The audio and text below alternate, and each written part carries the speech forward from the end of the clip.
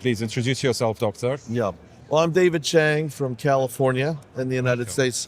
I was actually speaking at the very second EPOMEC. That was in Interesting. 2015. Interesting. So it's then because of COVID, I didn't come that year. So it's really my first time back in 9 years.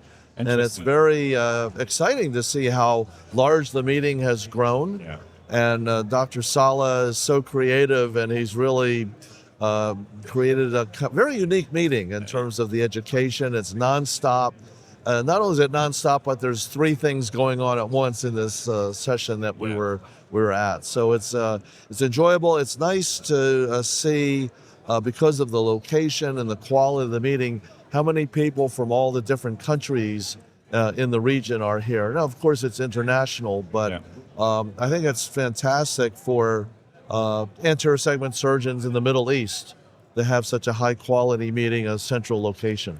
Interesting. Yeah. Thank you. And I'm sure everyone likes coming to Dubai. Definitely. So you haven't came to Dubai ever since? Not since 2015. Since 2015. So, you must have. It was amazing then, but again, they keep Big adding changes. to.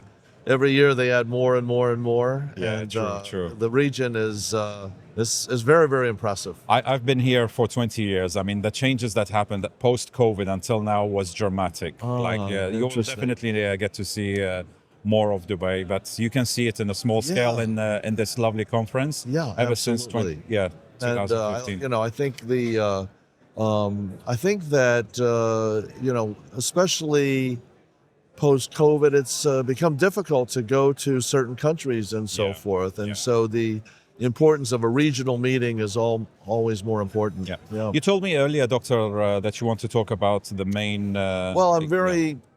I'm honored this year to give the Ibn Al-Haytham lecture. And so my topic is on a different type of innovation. We're used to innovation with, here we're on the exhibit floor, all the new technology, we're going to talk about AI, there's all this sort of cutting edge innovation. And a lot of times the innovation ends up improving things, but it also adds a lot of expense to how we do things. And so I decided for my talk to focus on a different kind of innovation, which we call frugal innovation. Frugal. And it's the type of innovation that happens in low to middle income countries, where you try to figure out a way to get comparable results with less. It may be with lower expense, it may be with lower resources, sometimes it means with lower waste.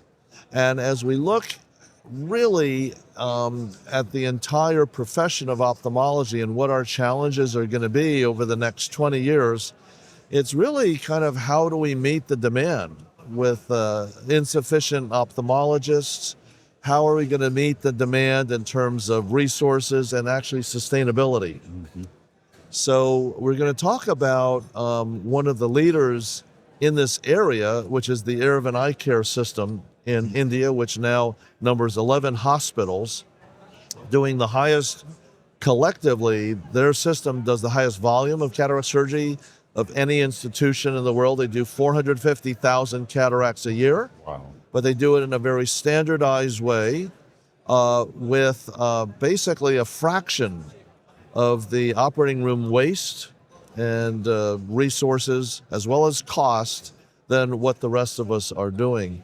And it's basically the fact that there are a lot of lessons to be learned from their model, and that is that they are able to reach the underserved by devoting their private practice subsidizes maybe 60% of their patients are having surgery without paying. And so they've perfected the way to have sort of lower cost solutions to doing it in an assembly line fashion while preserving excellent quality. And that is the essence of frugal innovation. Interesting. But we, I think, in high-income countries are really now going to face similar challenges in terms of insufficient surgeons. We won't have enough surgeons to do all the cases. We don't have kind of the resources. And at the level of waste that we produce, much of it unnecessary, it's really not even sustainable environmentally. We generate a huge amount of emissions just wasting things that we now know really aren't necessary in terms of single-use supplies and devices. So I'm using the opportunity to have people think a little bit differently about innovation is to solve problems, and what are the problems that we really need to solve? It's access, and not just for low-income countries, but even high-income countries. When you're ready to have cataract surgery, who's going to be there to do it? Yeah. How long is the wait? Who's going to be doing it? Yeah. And so that's something we can already see as a problem that needs a solution. So I'm going to end by talking about an advanced technology, which is robotic cataract surgery. Interesting. But how it has the potential, even though it would be initially a more expensive way to do what we do now, it has the potential by eventually being automated and fully automated to bring the cost of surgery down, to make it more accessible through robotics. Robotics. But still the hand of the doctor has to be somewhere. Well, that's the first stage. It Yeah. will have to be what we call semi-autonomous. Semi-autonomous. Yes.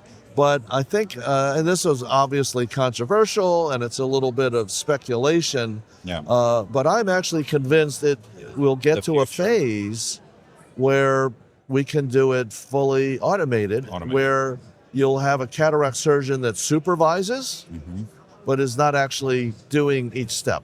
Interesting. And I think I can see a situation where for refractive lens exchange and routine cataract surgery, the so-called more straightforward cases, I don't think there's a reason you couldn't have it done robotically, and surgeons would get reimbursed, Yeah.